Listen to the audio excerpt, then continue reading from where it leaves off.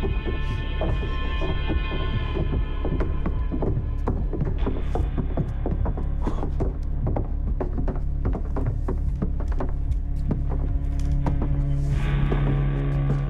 Tommy. There's a man out there having his face stitched back up. That was a misunderstanding. Hello, Michael.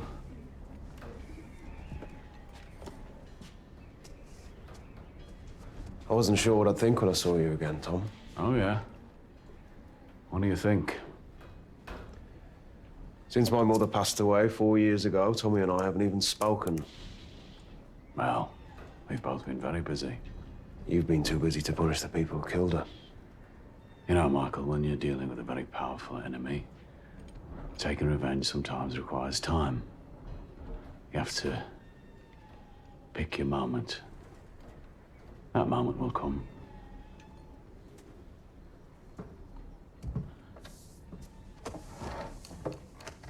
But now we have a business interest in common. And any bad blood will be diluted by time and a practical self-interest. Well, Tommy, I'm keen to hear what you have to say. I'm very much looking forward to working with you again, Michael. You look very well. You too. How is the family? Gentlemen, today is the last day of Prohibition. But rather than see it as the end of something, I believe that for men like us, it can present a new beginning, a new opportunity. An opportunity I would like to share with people I know I can trust. For the last 12 years, the men of this island have been making their living from bootlegging whiskey, from navigating the waters and avoiding American border patrols. But now that whiskey is about to become legal, the trade will fall back into the hands of capitalists from New York, Boston, and Toronto. But when one door closes, another one opens. We can take advantage of the systems that are in place on Miquelon Island and offer selected boat crews the opportunity to carry on working. But this time, with a different cargo.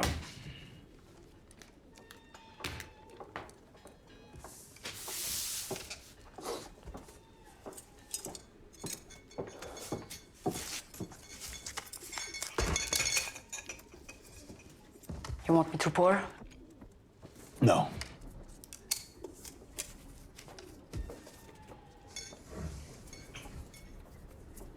No, it's all over the fucking island.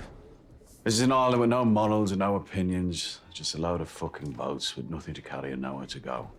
The reason why Miquelon was used to run whiskey in the first place is because it sits outside the territorial waters of both America and Canada. Technically, it's French territory. The FBI, the RCMP have no jurisdiction. Where do you get this stuff? I've established a supply chain over the last 4 years with associates in Belfast. We decided it was time to break into the American market. That, my friend, is the finest opium in the world. Delivered to my warehouse in Liverpool directly from Shanghai. Michael, when it comes to this shit, you're the expert. I trust him. What about the French police? I've been in communication with the Miquelon prefect de gendarme. We fought in 2 of the same battles in France. We consider each other comrades. I have offered my comrade 12 million francs if the boats between Miquelon and Boston keep running. We will have to take your proposal to your Uncle Jack in Boston. Perhaps we can meet after you've spoken with Uncle Jack, Michael, who I believe is your wife's uncle, Jack Nelson. Hey! The guy knows things that can get him killed, and he says them out loud. I have a high regard for Mr. Nelson. He has a history on it like my own. Jack Nelson's past is forgotten. Not forgotten. Fucking gone. No, not gone. Just erased from the records like my own. Give my regards, will you?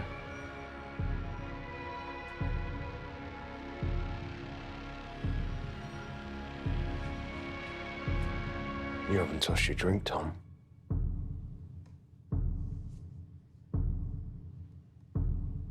You know, since we last met, Michael,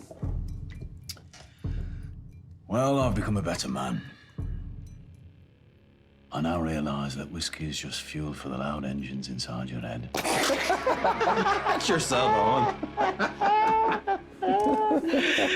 What is this guy, a fucking poet? Huh? Oh, I do read poetry, but I don't yet write it. They say the fog is going to get worse. Better get off this island before the traps us here. Just understand, Uncle Jack decides everything, okay? And I decide when the meeting is over. So sit down till I say.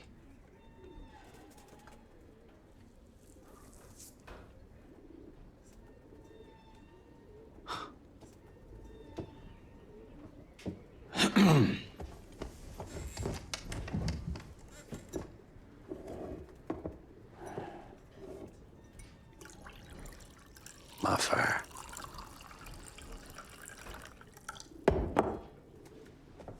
Put some fucking hair in your chest, huh?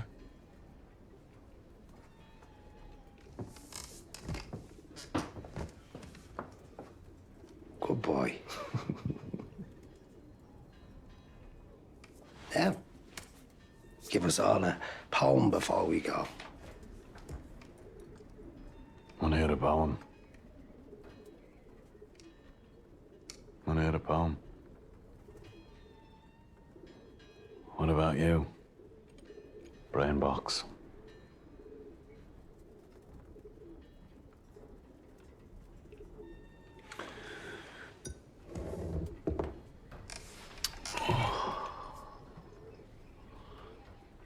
I was angry with my friend.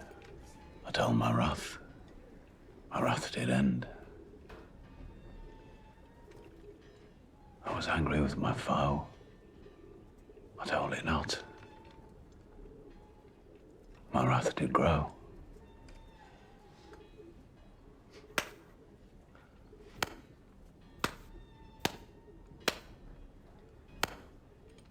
It's from The Poison Tree by William Blake. You won't have heard of him.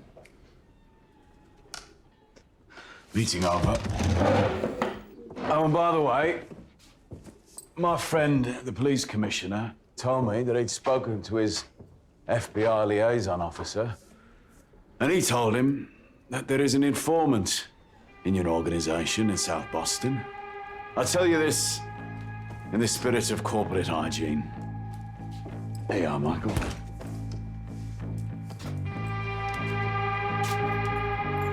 Beware the man with the bleeding heart tattoo, with Mania written in red. You have a good day, gentlemen.